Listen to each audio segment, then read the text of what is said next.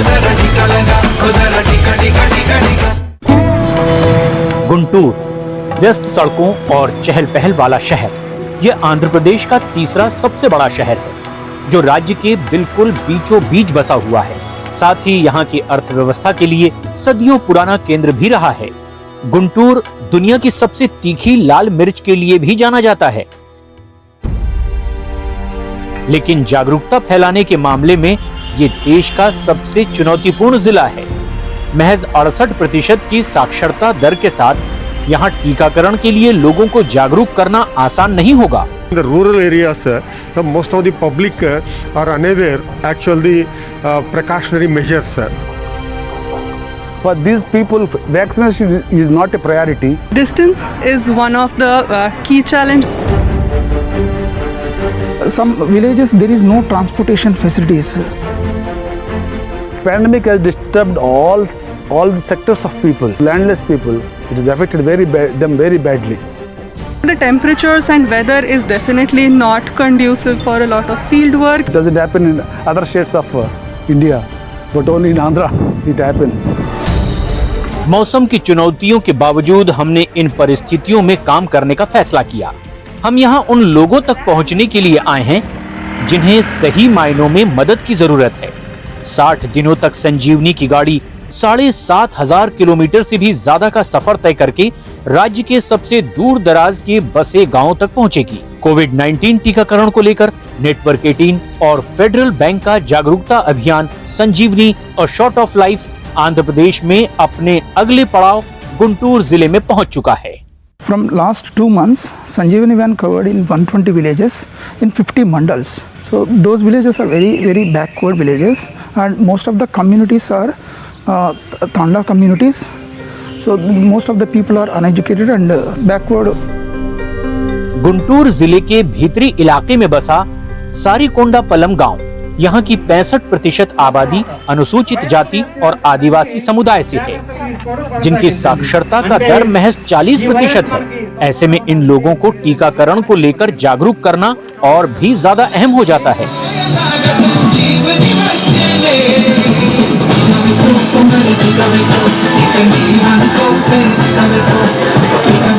कोविड-19 से बचाव के लिए टीका लगवाएं।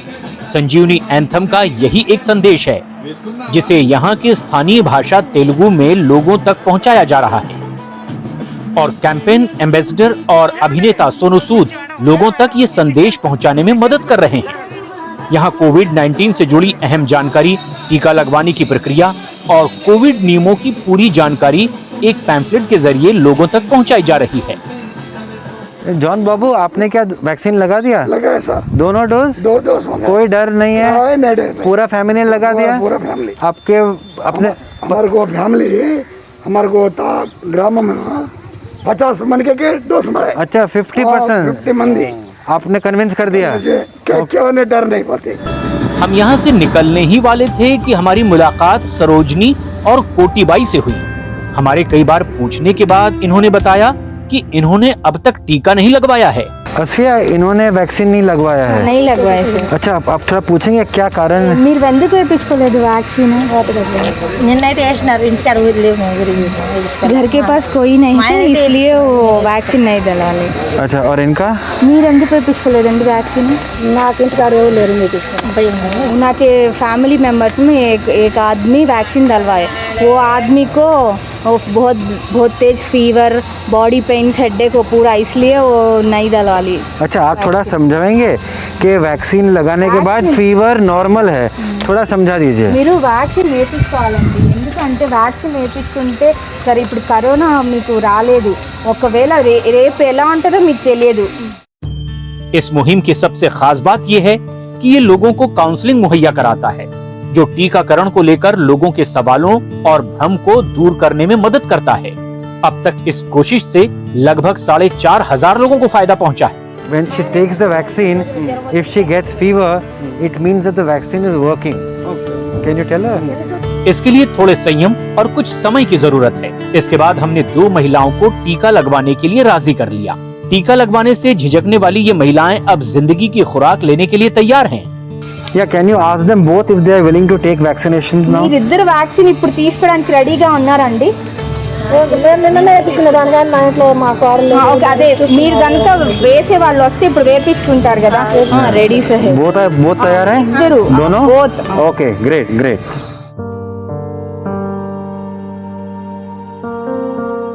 यहाँ टीकाकरण की अहमियत 30 वर्षीय जयम्मा से बेहतर कोई नहीं जानता।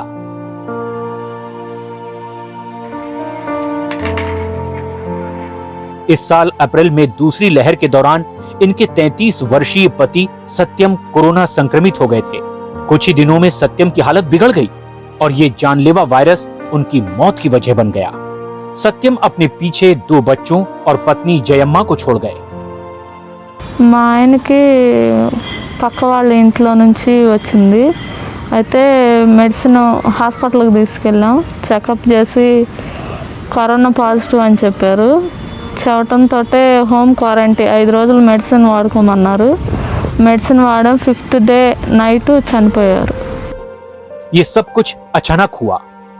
सत्यम को अस्पताल ले जाने तक का समय नहीं मिला और उन्होंने घर में ही दम तोड़ दिया। लेकिन अगर वो चाहते तो इस जानलेवा वायरस को हरा सकते थे और आज हमारे बीच होते। మా ఆయన ఆటో డ్రైవరు. గవర్నమెంట్ వ్యాక్సిన్ వేయించుకోమని ఆటో డ్రైవర్లకు ఇచ్చారు. కానీ మా ఆయన భయపడి వ్యాక్సిన్ వేయించుకోలేదు. వేయించుకున్నట్టయితే ఈరోజు మా పక్కన ఉండేవారు. संजीवनी कैंपेन बहुत इम्पॉर्टेंट है क्योंकि सब लोगों को वैक्सीन का अवेयरनेस बताने से सब लोगों का लाइफ बच जाता है. మా ఆయనకి 33 సంవత్సరాలు. కరోనా వల్ల చనిపోయాడు. వ్యాక్సిన్ వేయించుకున్నట్టుంటే బ్రతికి ఉండేవాడు. దయచేసి అందరూ వ్యాక్సిన్ వేయించుకోండి, ఎవరి ప్రాణాలను రక్షించుకోండి. देश में टीकाकरण की शुरुआत बेहद ही धीमी रही, लेकिन इसके बाद इसने ऐसी रफ्तार पकड़ी जो अब तक जारी है।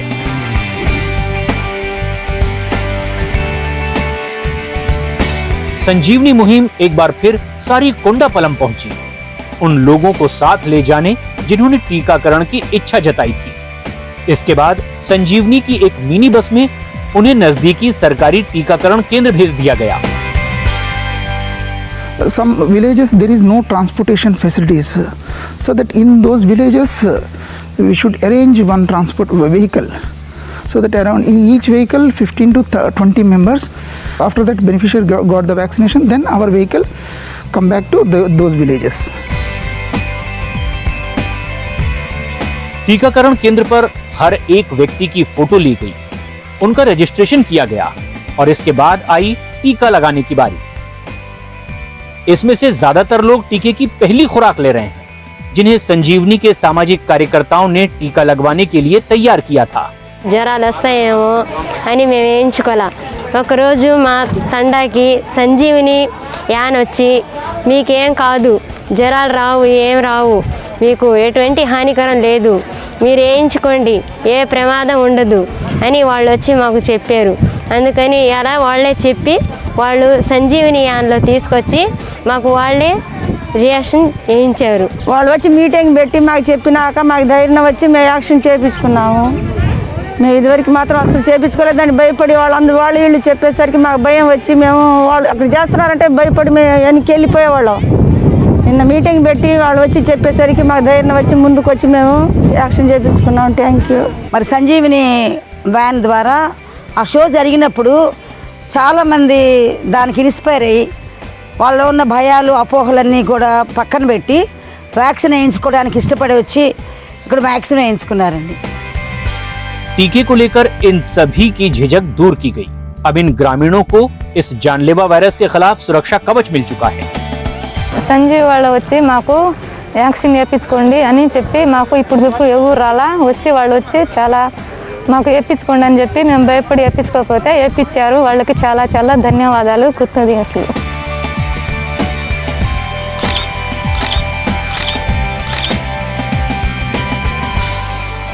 संजीवनी मुहिम यहाँ लोगों की मदद के लिए पहुंची है, लेकिन यहाँ जमीनी स्तर पर काम करने वाले लोगों की जगह कोई नहीं ले सकता। इस महामारी के दौरान आंगनवाड़ी कार्यकर्ता हो या आशा वर्कर, एएनएम हो या मेडिकल सुपरवाइज़र, ऐसे कई लोग थे जिन्होंने अपनी सुरक्षा को भूलकर अपने आप को जनहित की सेवा में समर्पित कर दिया। आइए आज हम ऐसे कार्यकर्ता को मिलते हैं जो आंध्र प्रदेश के संजीवनी चैंपियंस है। शाम अब रात की ओर बढ़ रही है, लेकिन मैरी पुष्पा अब तक राउंड ले रही हैं। पिछले कुछ सालों से मध्यम स्तरीय स्वास्थ्य कर्मियों को चिंतलापुड़ी के इस गांव में तैनात किया गया है। इनके कंधों पर लगभग 10,000 लोगों की जिम्मेदारी होती है। महामारी के दौरान उन लोगों में थी जिन्हें सबसे पहले संक्रमण हुआ था। From last year onwards, I am doing COVID activities. At that time, last year I got in this COVID activities, I got positive. Then immediately after 14 days, I came into my duties without rest. दूसरी लहर के दौरान जब corona मामले लगातार बढ़ रहे थे, तब मैरी ने अपने लोगों का साथ नहीं छोड़ा। उस दौरान इन्होंने रोजाना लगभग 14 से 15 घंटे तक काम किया। Every day I used to do COVID activities like contact tracing and COVID testing and triaging also. We will categorize the patient and we will shift the and we will arrange transport and we will shift the cases. And in COVID every day we used to do 70 to 80 COVID tests. I worked from morning 8 o'clock to evening night 10 o'clock. And I worked hard for this village because my village should be healthy and it should be corona free village.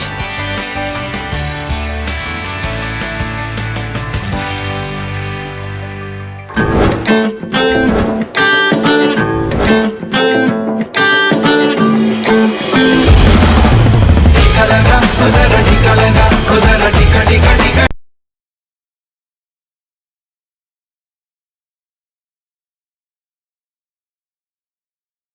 छात्रों ने कई विभिन्न मांगों को लेकर नारेबाजी कर हंगामा किया। नारेबाजी की छात्रों ने महाविद्यालय के कई दफ्तरों के ताले जड़ दिए।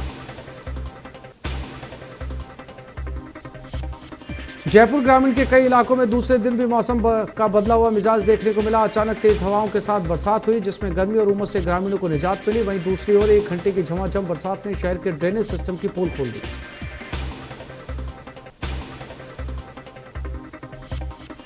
भारतीय क्रिकेट टीम ने 2 सितंबर से 2 ओवल में खेले जाने वाले चौथे टेस्ट के लिए टीम में कुछ बदलाव किए। लीड्स में हार के बाद चयन समिति ने टीम प्रबंधन के अनुरोध पर चौथे टेस्ट के लिए तेज गेंदबाज प्रसिद्ध कृष्णा को भारतीय टीम में शामिल किया।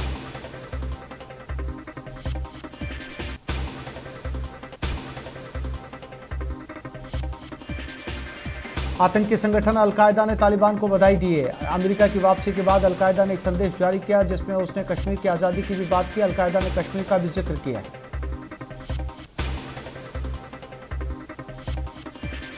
अफगानिस्तान में पश्चिमी ताकतों की मदद करने वालों के घरों के दरवाजे पर तालिबानी अदालत में हाजिर होने के फरमान चिपकाए जा रहे हैं। उनसे कहा जा रहा है कि या तो समर्पण कर दो या मारे जाओ।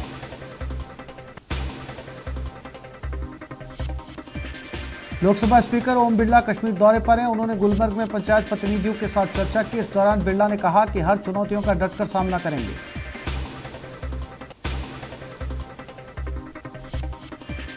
बेंगलुरु में कांग्रेस नेता सचिन पायलट ने प्रेस कॉन्फ्रेंस कर केंद्र सरकार पर निशाना साधा। उन्होंने कहा कि महंगाई से जनता त्रस्त है और सरकार संपत्ति बेचने में मस्त है। सरकार काम नहीं सिर्फ मार्केटिंग कर रही है। गैस सिलेंडर के बढ़े दामों को लेकर पीसीसी चीफ गोविंद सिंह डोटासरा ने केंद्र सरकार पर निशाना साधा। उन्होंने कहा कि सरकार आम आदमी की जेब काट रही है। आपको बता दें कि आज से गैस सिलेंडर के दाम 25 रुपए बढ़ गए हैं। प्रदेश के 6 जिलों में पंचायती राज चुनाव के आखिरी चरण के लिए वोटिंग हो रही है। 25 पंचायत समितियों में मतदान के दौरान जबरदस्त उत्साह देखने को मिला। वोटिंग सेंटर्स पर कोरोना गाइडलाइन की पालना भी की जा रही है। शाम 5:30 बजे तक वोटिंग जारी रहेगी। प्रदेश में आज से 9वीं से 12वीं की क्लास शुरू हो गए। स्कूलों में कोरोना गाइडलाइन का खास ध्यान रखा जा रहा है, जिसके साथ ही आज से यूनिवर्सिटी, कॉलेज और कोचिंग संस्थान भी अनलॉक हो गए, जिसमें एक बार फिर कैंपस में रौनक लौट आई। कोटा के गवर्नमेंट कॉलेज के छात्रों ने कई विभिन्न मांगों को लेकर नारेबाजी कर हंगामा किया। नारेबाजी की छात्रों ने महाविद्यालय के कई दफ्तरों के ताले जड़ दिए। जयपुर ग्रामीण के कई इलाकों में दूसरे दिन भी मौसम का बदला हुआ मिजाज देखने को मिला। अचानक तेज हवाओं के साथ बरसात हुई, जिसमें गर्मी और उमस से ग्रामीणों को निजात मिली। वहीं दूसरी ओर 1 घंटे की झमाझम बरसात ने शहर के ड्रेनेज सिस्टम की पोल खोल दी।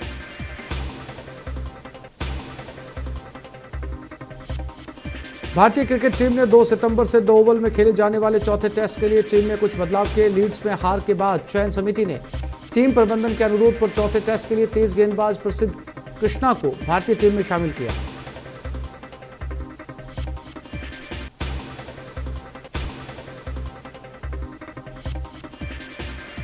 आतंकी संगठन अलकायदा ने तालिबान को बधाई दी है। अमेरिका की वापसी के बाद अलकायदा ने एक संदेश जारी किया, जिसमें उसने कश्मीर की आज़ादी की भी बात की। अलकायदा ने कश्मीर का भी जिक्र किया है।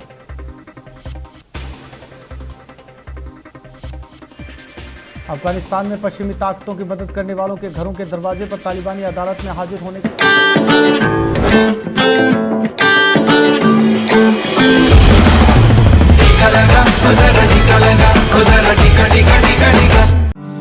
करिश्मा शेख एक 20 वर्षीय कॉलेज छात्रा हैं।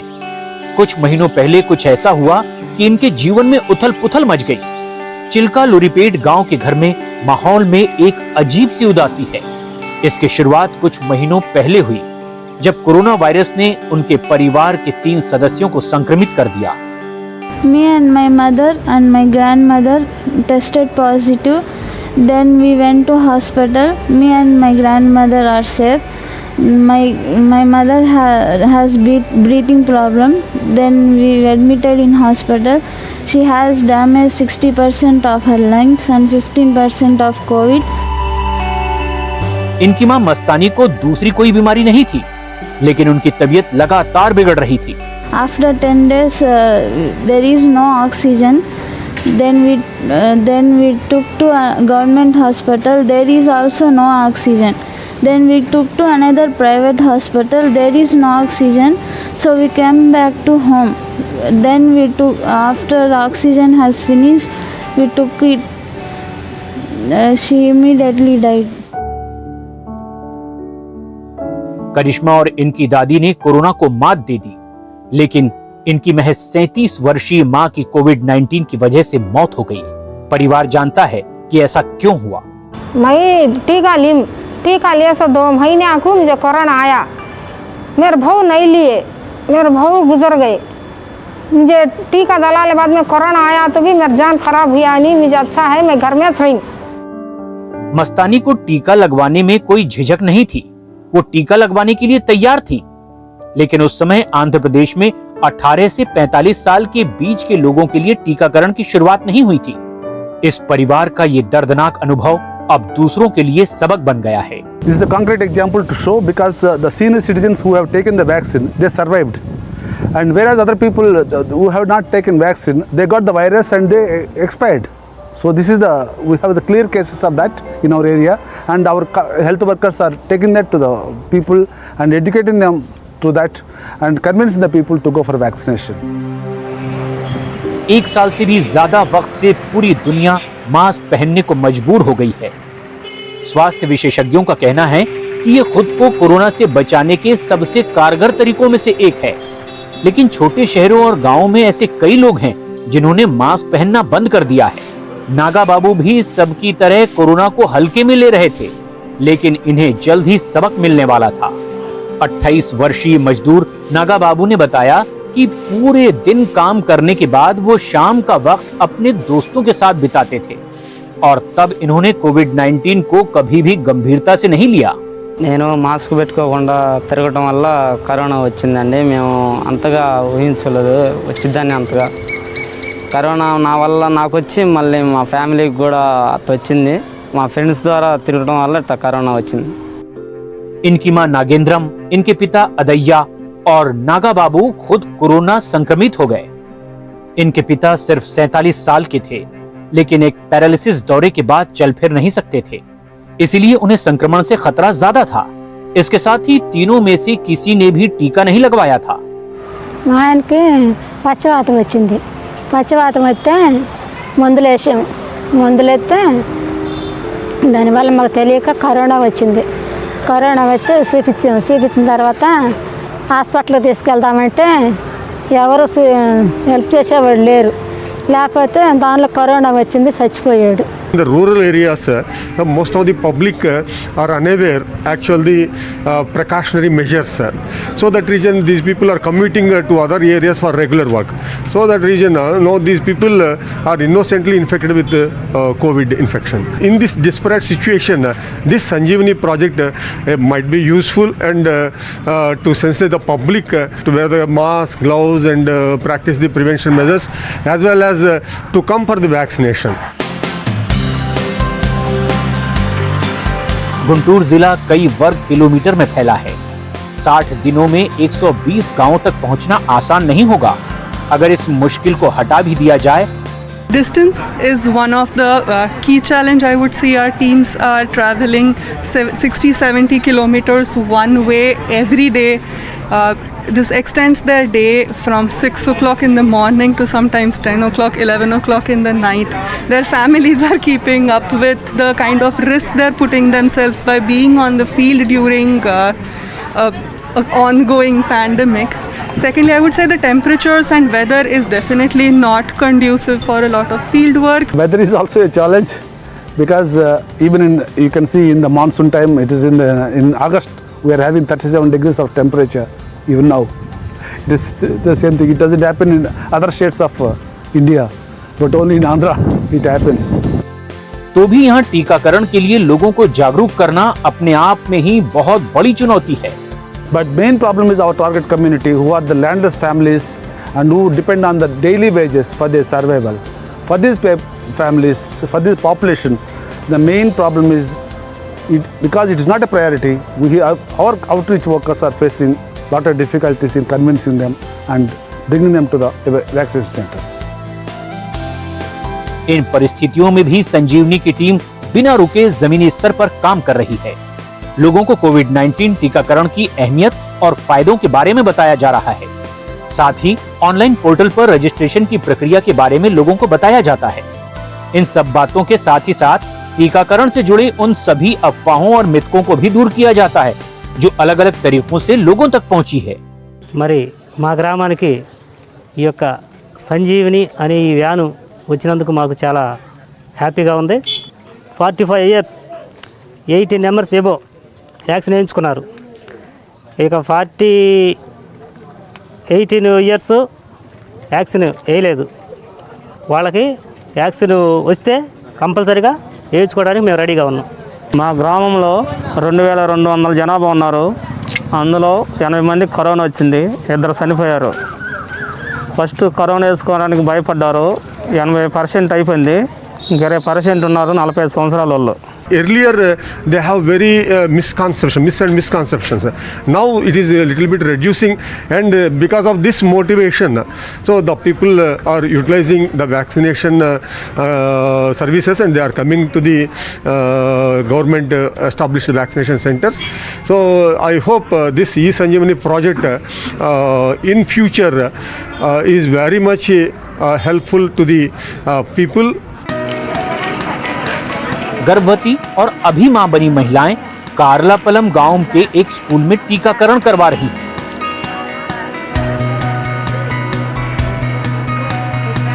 यशोदा देवी इन महिलाओं को समझा रही हैं और टीका लगवाने के लिए प्रेरित कर रही हैं। यशोदा इन्हें आसान भाषा में बता रही हैं कि टीका लगवाना सुरक्षित है और उन्होंने दुनिया भर में लाखों लोगों की जिंदगी बचाई है। इसके बाद यशोदा देवी इनके टीकाकरण को भी सुपरवाइज करती हैं। యశోద మేడం గారు కరోనా వ్యాక్సిన్ గురించి వివరించడం వల్ల మేడం గారు మమ్మల్ని మోటివేషన్ చేయడం వల్ల 2 వ్యాక్సిన్లు వేయించుకున్నాము. అంతా బాగుంది. ధన్యవాదాలు. I successfully and happily completed my Covaxin. Yashoda देवी आंध्र प्रदेश की सबसे वरिष्ठ फ्रंटलाइन स्वास्थ्य कर्मी हैं। 57 वर्षीय यशोदा मल्टीपर्पज फीमेल सुपरवाइजर हैं, जो दर्जनों ANM की टीम का नेतृत्व करती हैं।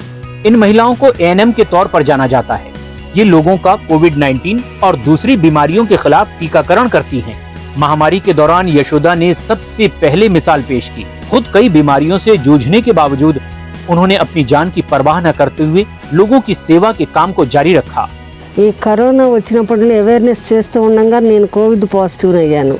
ఈ కోవిడ్ పాజిటివ్ అయిన దగ్గర అయిపోయిన క్వారంటైన్ అయిపోయిన తర్వాత నేను మరలా డ్యూటీలోకి జాయిన్ అయ్యి వెంటనే నా టీం మెంబర్స్ అందరినీ తీసుకొని వ్యాక్సినేషన్ గురించి, శానిటైజర్ గురించి, మాस्कुल గురించి।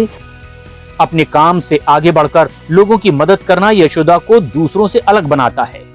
इन्होंने फल, सब्जी, अनाज, चिक्की और दूसरे जरूरी सामान उन लोगों तक पहुंचाए जो ये जुटा नहीं पा रहे थे, और इन सब चीजों का खर्च यशोदा ने उठाया। కరోనా పేషెంట్లకి, లెప్రసీ, టీబీ కేసులకి, ప్రెగ్నెంట్ మదర్స్కి నా శాలరీ నుండి 20% వాళ్ళకి ఇస్తున్నాను న్యూట్రిషన్ డైట్ రూపేణ। यशोदा मैडम बहुत अच्छी थी, उन्हें हर लोग को भी साथ रहते, हर हाल में भी सबको भी कोसे के थोड़ा बहुत उनका हाथ से उनका पर्सनल उनका सैलरी में से छोटे मोटे आदमियों को देने का हेल्पिंग करते। कोरोना में भी बहुत हेल्प करे, कोरोना आए सो पेशेंट तक भी बहुत हेल्प करे, उनको हाथ से चावल, न्यूट्रिशन वो पूरा तमाम दिलाए। ये काम कुछ सालों पहले शुरू हुआ जब यशोदा की मुलाकात एक कुपोषित गर्भवती महिला से हुई। उस महिला की स्थिति यशोदा से देखी नहीं गई और उन्होंने उन लोगों को पौष्टिक खाना देने की शुरुआत की जो या तो बीमार थे या खाना खरीद नहीं पा रहे थे। यशोदा हर महीने 40 लोगों को खाना खिलाती हैं और अपनी तनख्वाह में से 20,000 से भी ज्यादा खर्च करती हैं। अपने इस निस्वार्थ भाव और सेवा भाव की वजह से यशोदा हमारी संजीवनी चैंपियन हैं। गुंटूर जिले में 1.5 लाख से भी ज्यादा लोग कोरोना संक्रमित हुए और लगभग 1,200 लोगों की मौत हो गई। यहाँ 45 वर्ष से ज्यादा उम्र के 93% लोगों का टीकाकरण हो चुका है। राज्य में 18 से 45 वर्ष के बीच के लोगों का टीकाकरण अब शुरू हो चुका है। నెట్వర్క్ 18 ఛానల్ చాలా ఫెడరల్ బ్యాంకు మరి సంజీవని ప్రాజెక్ట్ని మా బొల్లాపల్లి మండలానికి తీసుకొచ్చి చాలా బ్రహ్మాండంగా సక్సెస్ఫుల్గా ఆర్గనైజేషన్ చేసి సక్సెస్ఫుల్ చేసినందుకు థ్యాంక్స్ చెప్పుకుంటూ, అలాగే నెట్వర్క్ 18 ఫెడరల్ బ్యాంకు చాలా విలేజెస్లో దాదాపుగా 5 డిస్ట్రిక్ట్స్ 1000 విలేజెస్ సర్వీస్ సంజీవిని చాలా థ్యాంక్స్ అండి।